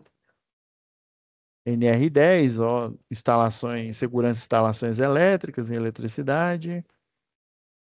NR25, eu não me lembro o que que é NR25, ó, manuseio, né? Manuseio de resíduos industriais. Essa aqui eu não lembrava. Ainda mais se você tem, né, se você gera, né, resíduos aí industriais aí, você não pode simplesmente descartar no ambiente, né? Pode incorrer em crime ambiental, inclusive, dependendo, você precisa de um profissional. Se fosse é, linha de transmissão, por exemplo, o engenheiro eletricista consegue fazer o EIA-RIMA, né, o estudo de impacto ambiental. Agora, dependendo aí, você tem que utilizar, você tem que pedir para um engenheiro de produção ou um engenheiro químico, dependendo do tipo de produto, né, que vai para o ambiente.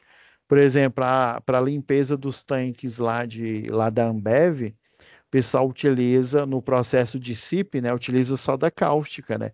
Soda cáustica é uma base, né? Uma base corrosiva, né? O pessoal chama até de ácida aí, né? E aí, por exemplo, a água em vez de anular, ela faz com que o poder de corrosão dela aumente mais ainda, né? Então você tem que, para neutralizar, né? Porque passa pelo tanque a soda cáustica, e aí depois você tem que utilizar, eu não me lembro qual elemento químico que eles utilizam, né? Utilizam um elemento químico para fazer o enxágue ali final, né? E para tirar todo e qualquer resíduo de soda cáustica, né? Porque a soda cáustica entrando lá em contato com a bebida, né? O que que vai acontecer? Vai potencializar ela, né? Aí pode causar, né? Inclusive morte aí das pessoas aí que vão consumir o produto.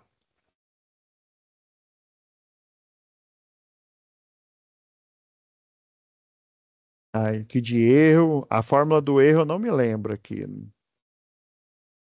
Se eu não me engano, acho que tem uma ou duas questões aí, né? A gente pode até fazer já na próxima aula aí, vai ser a gente já começa a analisar a atividade aí, ó.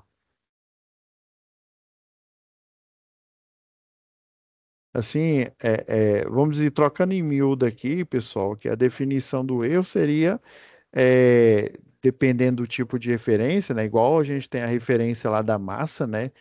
Que representa 1 quilo, a gente tem a referência do que representa 1 segundo, né, que é a liberação lá de ondas, né, radioativas lá do Césio lá e tal, e da referência lá da escala em Kelvin, né, É, então o erro seria ele sair dentro de fora dessa escala de referência aí, né, e aí você justamente com o desvio padrão conseguir, né, conseguir ter uma acurácia nessa medição aí, né? Ok, ó, o erro de medição, né, é a diferença entre o valor médio de uma grandeza e o valor de referência adotado, né? O erro de uma medição também costuma ser conceituado como resultado de uma medição menos o valor verdadeiro convencional, né? Esse VVC seria a referência aí, ó. Aqui ele dá até um exemplo aí, ó. Uma balança calibrada com uma massa padrão de 100 quilogramas, em sua indicação foi indicada 99,97 quilogramas. Então, o erro de medição correspondente, né? Obviamente, é uma massa padrão que você sabidamente, né, tem a referência do valor exato, né? Então, ó, deu um erro de 0,03 quilogramas aí, né? Se a gente for colocar para grama aí, ó, o 0,3, o quilo, não é 10 elevado à terceira, né, grama. Então a gente vai ter que andar 30 casas, ó, 3 casas, né?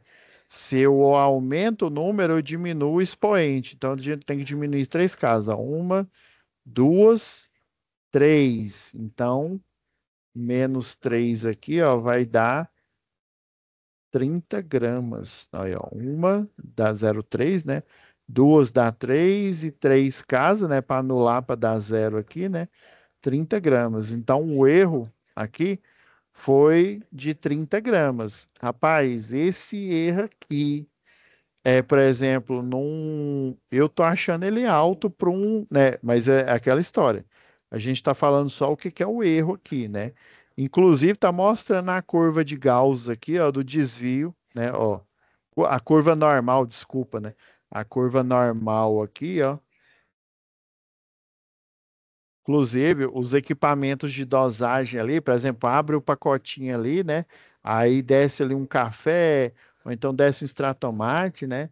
Eles têm que estar calibrados, porque imagina, né? Imagina numa, né, vamos dizer assim, numa fiscalização, né? Você falar que tem, sei lá, 500 gramas, e aí, na verdade, ele só tem 400, né? Ou 450, né? Já tá um erro aí de 50 gramas aí, não é bom. Então, dependendo, isso é muito relativo, viu? É igual eu falei da máquina de corte a plasma lá, né? O aterramento bom para ela é a partir de 2 ohms. Não, 2,5. 2,5 ohms. Já tem sistema que se ele apresentar 10 ohms ou 5 ohms, tá de boa, né? Tá protegido. Erro de medição, ó, erro grosseiro. Às vezes eu, né, por exemplo, vou fazer eu vejo um valor que deu na tela aqui, ó, 3,39. Aí eu pego e escrevo. Isso aconteceu essa semana aqui. Eu estava analisando uma atividade com os alunos, né? Aí eu coloquei 3,09. Nossa, olha o erro gigante aqui, ó, que foi aqui, ó, de praticamente 30, né? De 30 décimos aqui, ó. Ou 30 décimos, 3 décimos, né? Aí, erro grosseiro,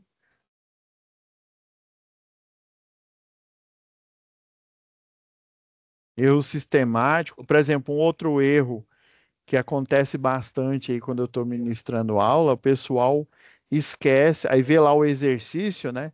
O exercício lá de física, e aí tem uma fórmula que a gente calcula o quilowatt-hora, né? Então, a energia é a potência multiplicado pelo tempo. Aí o pessoal está acostumado, né? Aí eles veem lá e a potência não está em quilo.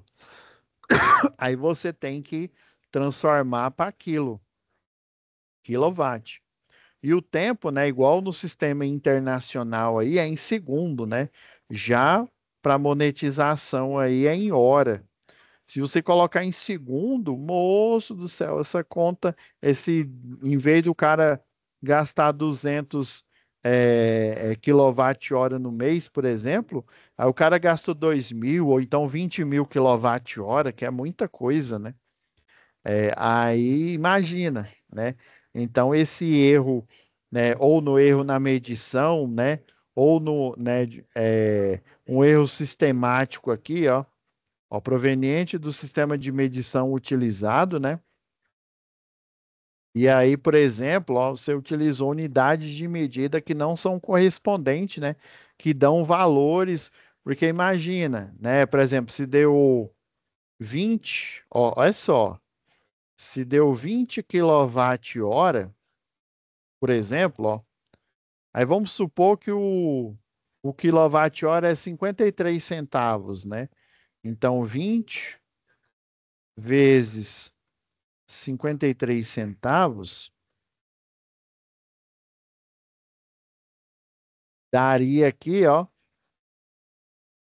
10 10,60 reais, né? Aí vamos supor que em vez de, o cara não colocou em 20, né? Ou não colocou em quilowatt, colocou em watt e colocou em vez de hora, colocou, vamos pôr só em watt, né? Aí o cara colocou, sei lá, 200 watts, né? Em, sei lá, em 60 horas, né? Aí deu, olha, 200. Não, vamos por 2.000, ó. Vezes 60 horas aqui, ó. Olha, dá 12.000, que daria 12.000 quilowatt-horas, né? Mas na verdade deveria dar 120, por exemplo. Aí imagina essa conta de energia, ó, vezes 53 centavos aqui, ó. Olha, ó. 63.600. Imagina uma conta dessa chegar para você, entendeu?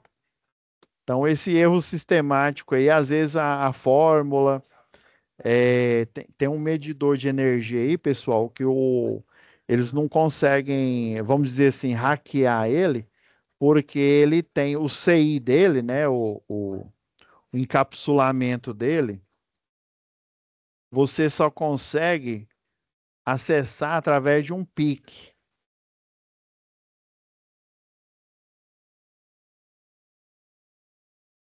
Não me falha mesmo. Tem vários tipos de controlador, né? Aí você consegue fazer um circuito, acessar ele e aí pegar a programação dele em assembler e modificar a fórmula e colocar, por exemplo, o cidadão, o medidor de energia para fazer uma contagem de energia menor do que o que ele foi calibrado. Isso já aconteceu demais. Aí o que que o pessoal fazia? Coloca um epox aqui, ó, em volta, né? Aí, se o pessoal tentar, né, abrir aquele medidor de energia ali, né, o digital ou analógico, ele pega e abre esse encapsulamento e o circuito quebra, né?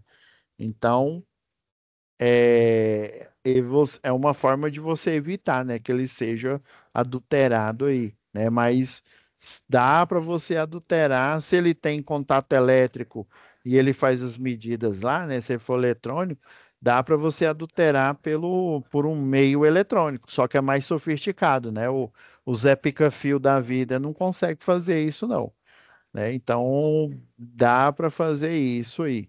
Até se não me engano, foi uma tese lá de uma turma lá que a gente, na época que eu estava fazendo na faculdade, o pessoal tava trabalhando nisso aqui. Foi interessante. Apresentaram aí para concessionária local gostou muito, obviamente, né? Deixa eu ver o que mais. Erro aleatório é um erro, igual, né? Vamos dizer assim, por exemplo, aqui, ó, igual aqui, ó, pega bem no cantinho da bola aqui, aí ela vai em rotação aqui, ó. Sei lá, o objetivo era vir desse lado aqui.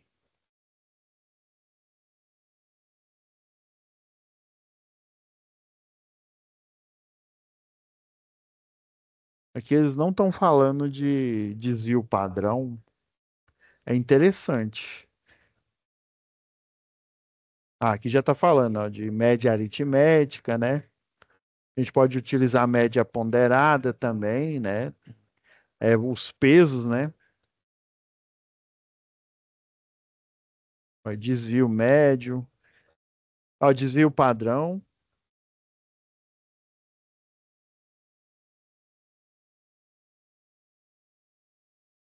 e dá para fazer nessa calculadora aqui, ó. Vocês lá no laboratório aí, ó. Se eu não me engano, é a mesma coisa daquela Cássio, sabe? Aquela Cássio que a gente compra aí. Se eu não me engano, para você acessar o modo estatístico, você tem que vir aqui, ó, mod.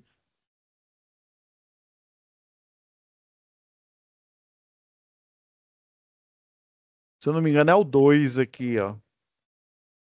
Que aí você consegue, é porque tem que olhar no manual. O manual é grandinho. Mas se eu não me engano, para estatística, para você ir lá no laboratório, você não precisar. Porque imagina aqui, ó, essa calculadora aqui, pessoal, ela tem, ó, essa quantidade aqui de caractere, ó, né? O que o pessoal chama de estouro de pilha, né? Aí imagina você fazer uma fórmula dessa, ó, o tanto que ela é complexa aqui, ó. Pra você conseguir fazer isso aqui chamar algébrico, o ideal seria você fazer aqui, ó, numa dessa aqui, mas só que você tem que pôr no modo algébrico, ó, aqui, ó, computador algébrico de sinais, ó, tá aqui, ó, algébrico. Aí tem esse aqui é o polonês, o RPN, ele é horrível, viu? Aí você já tem que pôr no modo algébrico, tem calculadora dessa que não vai para o modo algébrico. Aí o modo algébrico você pode simplesmente vir aqui, ó, e gerar essa equação aqui, ó, por exemplo, ó, raiz, né? Aí vamos colocar só isso aqui, ó, sei lá, 2, né? 2 menos, sei lá, a média aqui, vamos supor que deu 16. Aí isso aqui, ó, elevado ao quadrado. O tanto que é fácil fazer aqui, ó. Segunda função, não, elevado ao quadrado, aqui dentro, né? O square root, né? Aí mais. Aí você faz o outro aqui. Aí vamos supor que, sei lá, mais 56. Aí tudo isso aqui, aí dividido, são seis medidas, né? N, 6 menos um. Estão vendo que no modo algébrico dá para eu fazer a equação como se eu estivesse escrevendo no papel. Aí imagina fazer isso daqui nesse tipo de calculadora com só essa daqui ainda é melhor ainda do que a outra, né? A antiga dela só tinha um segmento e essa daqui tem dois segmentos, ou seja, duas tabelas aqui. Eu posso ter o cálculo que eu estou fazendo aqui, né? E o resultado na mesma tela. Já na outra, você fazia o cálculo e aí você tinha que lembrar o cálculo anteriormente aqui, né? Já nessa daqui, você tem uma tela, né, com um monte, eu não lembro quantos segmentos são, mas é um monte de segmento. Ainda a resolução dos pixels dela aqui é bem menor. E aí você colocando nesse modo aqui, né, no modo SD, né, você consegue. Você só seleciona, por exemplo, as medições. Deixa eu sair daqui. Porque eu não lembro, eu tenho que olhar no manual dela aqui. Mas vamos supor que, ó, você tem os vários tipos de, as medições que fez aqui, né? Aí, inclusive média, mediana, né? Desvio padrão. Aí tudo que você mediu lá e você registrou lá no laboratório, lá na tabela, né? Você vai simplesmente só digitando e dando enter, né? Dando igual aqui. Aí ele vai o quê? Vai somando. Por exemplo, ele vai fazendo esses cálculos aqui, ó. Aí por uma tecla de atalho aqui que eu nem me lembro qual que é. Aí, eu quero saber o desvio padrão. Ele pega, mostra o desvio padrão. Aí eu quero saber o erro, né? O erro ou para mais ou para menos. Aí ele pega e já mostra na tela.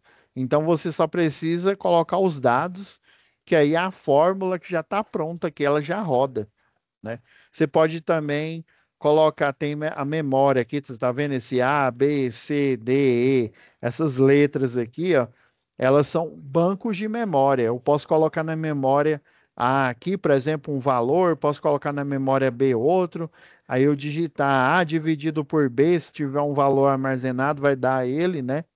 É rudimentar, mas serve, né? Por exemplo, eu não sei se calibração mexe muito com isso, mas pelo menos o pessoal da elétrica aí, né?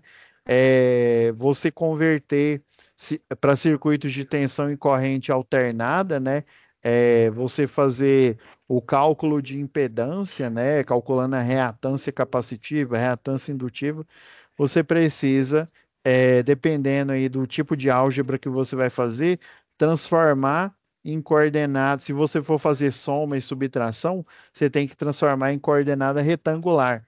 Se você for fazer multiplicações, o ideal é que você transforme em coordenada polar, né? Então, às vezes, você tem que fazer essa variação lá do tipo de dado, né? Para eu conseguir fazer uma simples conta de soma, né, ou uma conta de multiplicação, porque senão o cálculo dá todo errado aí, né? Então, aí ela tem essas habilidades aqui, se eu não me engano, ele salva quando você faz a conversão, né, de esse REC aqui é coordenada retangular, esse pol é coordenada polar. Então, aí na hora que você faz o cálculo, ele guarda, se eu não me engano, acho que é no E ou no F o valor do ângulo, por exemplo, né, que lá na máquina elétrica você tem um ângulo, né, o ângulo da onde aquela fase ela está sendo originada, né? Então é isso, pessoal. E qualquer assim coisa a mais aqui que eu tenha esquecido, deixa eu ver. Você quer a curva de Gauss, né? A curva normal, tá certo? Ó, distribuição uniforme retangular, probabilidades, né? Igual probabilidade, ela é a única matéria exata que, na verdade, ela não é exata, viu? A probabilidade ela é uma estimativa, né? Você não tem que, vamos dizer assim, seria o chute, né, mais inteligente que eu faria utilizando a probabilidade, utilizando a estatística. Até que estatística nem tanto, mas a probabilidade com certeza. Distribuição triangular, isso aqui tudo espera-se que a gente veja lá no segundo ano do segundo grau. Acho que ainda chama segundo ano ainda. É, só isso, pessoal. Relacionado aqui à matemática, se tiver mais alguma coisa aqui, a gente comenta, tá? Então, essa disciplina aqui, ela é rápida mesmo, né? A gente vai desenvolver mais os conceitos na hora que a gente estiver analisando lá os dois questionários, tá bom?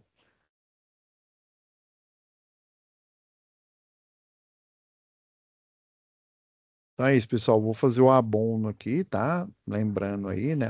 A Cibele que entrou aí depois, né? Vou fazer o abono aí das fotos. Fiquem tranquilos, tá? É isso, pessoal. Fiquem com Deus e até a nossa próxima web aula, aí, tá? Parar aqui. Até amanhã vai estar disponível a gravação para vocês.